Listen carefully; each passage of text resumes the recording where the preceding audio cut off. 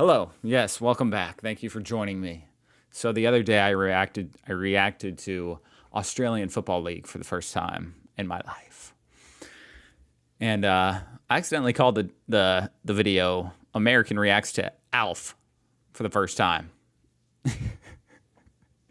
And I just wanted to acknowledge that. Like, I do realize now that I did that and that was genuinely a mistake.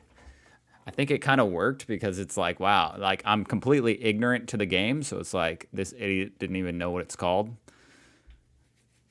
But it was really just a typo. But I thought the comments were funny about that. So I was just, I think I'm going to keep it like that. I like it.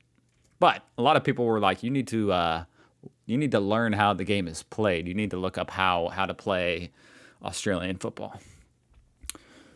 And yeah, I mean, the purpose of the first time reaction is kind of that I do not know how to play and I have no idea what I'm going to watch, and that worked out really well for that because that game is nuts. But now it is time for me to become less ignorant. I shall watch and learn, and I hope you join me. Let's do it right now. Let's just go.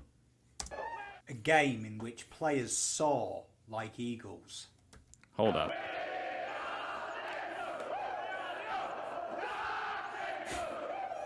A game in which players soar like eagles. Where a player can run between 12. Wait. That's his example of a player soaring like eagles? Where a player can run I mean, maybe for a minute there. But it was maybe like an eagle who got shot like in the prime of his life. He just falls flat in his face. Where a player That is cool though. How they jump on each other's backs and stuff. That's the kind of thing people were saying you're allowed to do that in this game. That's nuts. can run between 12 and 20 kilometers a game. 12 and 20 kilometers. How far is that? What is that? Like 7 miles? And then 20 would be like 12 miles or something? Dang. That's a long And ways. that's fast-paced and brutal. Ooh. A game that says the meek may inherit the earth, but they will never win games of football. This is AFL. That's a good quote. For me, this is the greatest sport in the world. So let's look at the Okay, greatest good. competition of them all, the AFL. You would allude to Hell it as yeah. the Australian version of the English Premier League, the NBA, the NFL. It's the most watched competition by far in Australia, and it's the Oh, fourth that's most interesting. Okay, wow. So this is no joke in Australia. attended sport in the world. Oh, wow. The AFL The is fourth most? Australia, and it's the fourth most attended Fourth most, okay. sport in the world. Look at the The size AFL of that itself stadium. is contested by 18 sides that are all steeped in wonderful history and fabulous rivalries. The game itself is played between 18 players on the field of play at any one time, with an interchange Okay. 18 on each team or just one? Because the field is freaking huge. It could be 18 on each team. bench of But I think he means total. 9 each? four Okay. players that can be switched over 90 times. They play over 4 20-minute quarters with time added on, and all the players line up in a certain formation. So to go through it, you've got your full forward line that are comprised of 2 forward pockets and a full forward. They're at the back? The forwards are at the back? These guys genuinely there to attack the goal and trap the ball in the goal area. You may hear the terms pressure forwards. You may hear the terms crumbs if you watch the game. These guys are your Crumbs? strikers of the league, in your to use a soccer analogy. Then you've got your half forwards. These guys are there to set up scoring shots, to attack the goal as well, and are also charged with forward pressure and locking the ball in that area. And they would be very similar, I would say, to an attacking winger in the soccer. Kind of, Okay. like your Cristiano Ronaldo when he was a United player. Very Heck yeah. adventurous, marauding forward type player. Then you have your centre line players. Now these guys are the ones who recover the ball from the back line, look to set up shots, get the ball forward. They predominantly run 2 ways. They're made up as well with the 2 guys on the outside there, your wingers. They're kind of very rehearsed in defensive and forward. Kind of like a wing back would probably be the best way to describe them. They're not quite an attacking winger because they do a lot more defensive jobs in the modern day AFL. But Okay. probably the most important part of the game. Then you've got your half back line. Now they're to recover the ball from the back line and to clear the ball to midfield and to the forward line. These guys genuinely very quick, the smaller players on the flanks, the half-back flanks, and you have a term you hear a lot, key defenders and key forwards. These usually the players that are in the centre of the half-back line and the centre of the full-back line, who again, their job is to be a defender, to really lock down, get the ball out of the defensive 50 and to spoil all marks. And you can spoil all marks. Got it. See that here, this is the format you can kind of evenly spread. And then you've got these interesting ones here, they're called followers. Now this is quite confusing for someone new to the game, but they're comprised of a ruckman and a ruckman? 2 on-ballers. So a what? Are we playing chess now? Confusing for someone new to the game, but they're comprised of a ruckman and 2 on-ballers. So a traditional name is the ruck rover and the rover. So generally these guys you'll see at the stoppages. So when the game gets stopped at centre bounce particularly, you'll see these guys around the centre, usually comprising of 1 really tall guy and 2 smaller players. And these guys are genuinely there to get the ball out of congestion. They're real tough. They go in and get the ball. These guys usually genuinely are the strong, hard men of the competition. They're the rugby players. They're the rugby players on the team. Really the exciting players to watch. Okay. They play on a ground that dwarfs a standard soccer field. Yeah, no kidding. That's what I noticed when I first started to watch in my last video. My first real reaction to ever seeing this game. The field is freaking huge. Really, all the known fields that they play sport, particularly the American ones, like we say, they cover up to 20 kilometres per game, the average midfielder does in the AFL. And the game premise is to move the ball from one end to the other, and there is 3 predominant ways to do that. One is the handball, where the player uses their fist to project the ball to teammates. It's a very unusual style. You may see something similar in Gaelic football if you... Gaelic football, heck yeah. I reacted to that. Akin to watching that. But why is that an unusual style? It's very predominantly to the AFL. The other more obvious method is the kick, and that's where they can gain up to 50 metres at a time, aiming to try and hit a player up to get a mark, or they do kick to space and allow players to run on. And the final... He keeps saying something about a mark. ...way to move, and it's something that you see a lot more in modern day AFL. Very similar to the basketball, they have to run with the ball at hand, but must bounce it once every 15 metres. Every 15 meters, that's kind of interesting, as opposed to like the amount of steps. Usually it's like you can take 3 steps or so. Meters, I wonder if people get called on that a lot, because it would be hard to say, oh, you went 16 meters. No, I went 14 meters, you know? I wonder if it's only forward and back, or if it's it must also be lateral. Okay, interesting. There isn't a limit to how much they could do that. You could run one end to the ground to the other if you do that. Very rare though, because the game doesn't allow much space. And when we're kicking, we're looking for these marks. Now, it's one of the most spectacular aspects of the AFL. And it's something that you don't see really in any other sport as exciting as this. So cool. And it's a game that allows you to use the opposition as a stepladder. The ball must travel 15 metres without anyone touching it prior to the player marking the ball, and it can't hit the ground. And if you do that successfully, we call it a paid mark. Hold up. Okay, I need to listen to that again, because he's explaining the marks. Meters without anyone touching it prior to the player marking the ball, and it can't hit the ground. And if the player marking the ball. Is that the player who's kicking it? Is he marking the ball, or the guy catching it? If you do that successfully, we call it a paid mark. And that's where mark. A player gets effectively a free kick from wherever he is on the ground with a 10-metre protection area to play his next kick. Perhaps the most common mark you'll see, and the biggest aim, is to mark inside 50. Now, you'll notice on the field as it comes up now, there's these little red lines indicating where the 50 are, these semicircular arcs. Is that because from there it's easy for them to just score it? Can you just score it off of a paid mark? You get your free kick, can you just kick it in? If a player successfully takes a mark inside 50, they get 30 seconds to attempt to score a goal. And the object of the goal is to kick through the 2 middle posts. If you do that, you'll get 6... What does he mean they have 30 seconds to attempt to score? What are like you get 30 seconds to make your kick inside of the mark? But couldn't you do that outside the 50? You can't do that outside the 50? Only inside the 50? 6 points. If you hit the post, or you get it through the other posts, or a player takes it of the opposition and runs it through the behind, runs it through the goal. There's no own goals in this game. It's a single point. Okay. Yep. See, I was right about that. I said it looked like Quidditch. Like what? Like you go through the side ones, it's less points. The middle one's the most points. Got that right. Resulting in And it's a lot more points. the opposition getting the ball, and there will be a restart from that goal square there in the defensive 50. The game start is a really, I think, iconic part of AFL, and it's something that really attracted me. And it's Yeah. The video I watched, which you can go look, it's like my last video or something.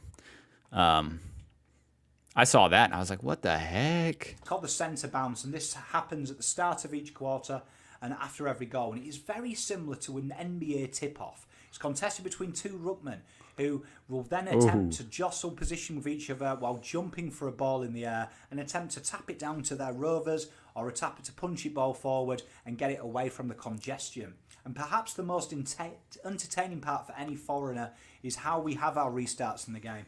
You'll notice that when the ball goes out the sidelines, we have a throw-in, and you'll see how the umpires throw it in. They get a lot of distance of that. I thought that dude was a player. That's an umpire throwing it in? And they create a mini version of the bounce Can he just throw it however far he feels like? He throws it. What if he tricks him? Just throws it like 3 feet. between the two ruckmen. And it's really, for all intents and purposes, an umpire-led throw-in. It's a real weird part of the game, and it's something that amused me when I first started watching this great sport. Now, tackling is one of the best parts. It's a very physical style of game.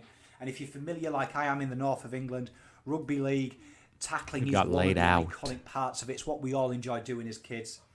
Tackling is permitted, but it's got to be between the shoulders and above the knees. And you'll hear the crowd, if you watch the game, scream ball. And what they're trying to do is request the holding the ball rule, which means every time a player is tackled, they are given enough time to dispose of that ball. They must release the ball either via legal handball or a kick.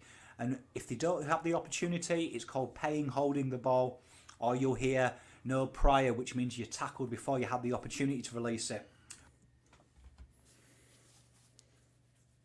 What? That was kind of a confusing explanation, I think, for someone who's never heard of it before. You were tackled before you had the opportunity to release it? Well, how would you know you're about to be tackled? We also have wonderful moments like bumps and shepherds off the ball. A shepherd is where a player effectively bumps or uses his shoulder to shoulder to protect another ball carrier from a tackle. And obviously the bumps you'll see quite often in a thing we have called taggers. Now, taggers will remind you of players like Patrick Vieira and Roy Keane. Enforcers, they stop the good players playing and they look to stifle the opposition with... Wait. You're telling me there's players out there that aren't good and their job is to stifle the good players? Bumps off the ball and intimidation tactics. Intimidation tactics? Now, our wonderful AFL season over here is played over 22 fabulous games, with the top 8 making up the finals. And if we look at it, the top 8 can be one of the most confusing things in the world.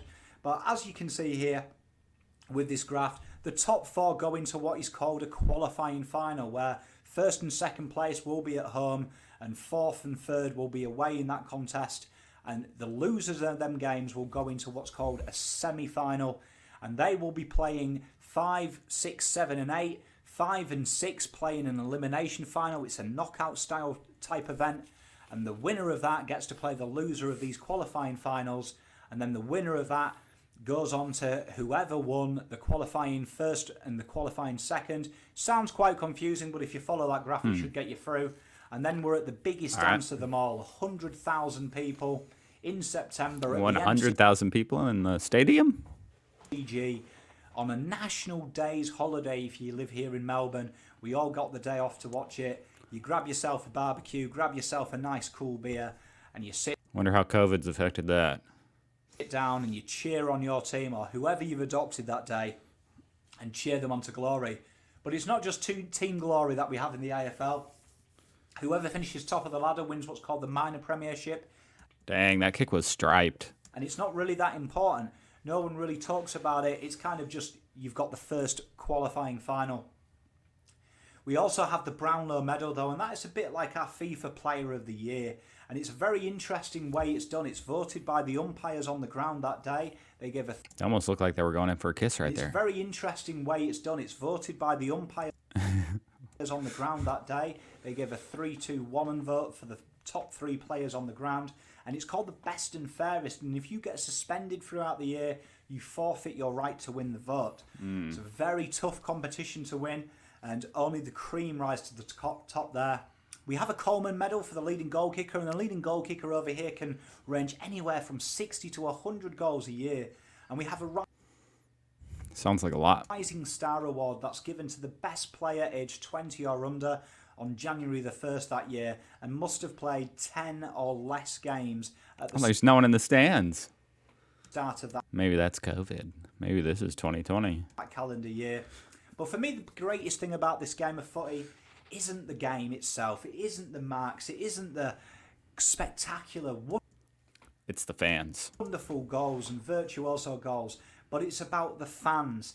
It's about the cheer squad who use their spare time to make wonderful banners for the players. Fight tooth and nail to each siren till each siren has sounded. Today is the day these bombers stay grounded. Players to go run I don't through get at it. the start of the game. The noise they make, the chants they make. It's the rival. I mean, that's really how it is with like every sport, right? Like every good sport. And this seems like a really good sport that a lot of people can gather around. But you got the sport itself is like the tip of the iceberg. You know what I'm saying? Like all the fans, all the community, all the media, the people talking about it, all that stuff. That's like the interviews of the athletes. That's like all the good stuff. And then the game is great too. Rivalries that make up this game, and it's a friendly rivalry. Unlike the vicious rivalries we have in soccer in the UK, it's banter and it's fun and it's not death at all Oh, that's interesting. They don't want to like hurt each other physically. The fans don't like beat each other up. That's kind of cool. costs. It's retaining the equal passion for both sides and the love of the game. And it's about how Maybe it helps that they're all from Australia. You know? spiritual this game is, how we remember our indigenous forefathers for allowing us to play this great game on the great ground. Allowing you. This game was made by your indigenous forefathers, really? The land is represented on. It's the community rounds we have, the What is this? Is this the haka? indigenous round, the wonderful Guernseys, the wonderful dances we have at the start of the game. It's about bringing a whole nation together. The whole nation stops March to September to watch this great thing for me. But perhaps I'll save the best for the last. The iconic team song. The most iconic things in soccer are watching at Anfield singing You Never Walk Alone. It's a wonderful sight. But there's nothing so charismatic, I think, but seeing 22 blokes after they've won gather in the changing rooms to sing their famous song. And it is a wonderful thing to see. It's a wonderful spectacle and a wonderful sight. Okay. This is the wonderful game of AFL. It's a wonderful sight. Wonderful Then sight. you see this dude. This Boom. is the wonderful game of AFL footy, Oh. the greatest game in the world. Welcome to a sport that combines not only the ferociousness, the greatest game in the world. Welcome to a sport that Dang. combines not only the ferociousness of rugby league, the silky skills of soccer, the theatre of wrestling, the pantomime. Wow, of he stayed on that skills of dude's soccer, neck for. the theatre of wrestling, the pantomime of NFL, all done without pads and a script. This is AFL, and this is sport at its purest. That'd be so annoying. Imagine someone jumping on your neck. Probably just instantly get like mad. You'd be like, get the heck out. That's awesome. Okay, so I do definitely feel like I understand a lot more of the game. Okay, I might need a little bit of clarification on what a mark is. You know what I'm saying? A mark is a skill in Australian football where a player cleanly catches or is deemed to have controlled the ball for a sufficient time. In other words, he catched it. He caught it. A kicked ball. He catches a kicked ball that has traveled at least 15 meters without any other player touching it. or the ball hitting the ground. So you kick it to your teammate 15 meters or more. They catch it. That's it. That's a mark. That dude is now like immune for a little bit, or is it only inside the 50? No, the player's immune, but if he's inside the 50, he has 30 seconds to try to score, which he didn't explain that super well. But 303 marks in a single game. Wow. Okay, I think I get it. I think I got it. Okay, yeah, heck yeah. Okay, I'm excited to watch some more of this. There's got to be some good compilations of like the dudes jumping on each other's backs. What's that called? What's it called when you jump on the guy's back? I don't know if he said there was a name for it or not. But, you know, we got tackling, we got huge kicks, goals from halfway down the field, I think. Freaking people jumping on people's backs, catching the ball. Yeah, there's going to be some good stuff. I want to know who the best players are. I want to know it all. All right. Thank you for watching. And if you want to come with me on that journey, then you can subscribe. And yeah, I'm going to make a playlist of this. Yeah, I'm definitely adding this to my repertoire of sports to react to. All right, well, that's it for this one, though. Goodbye.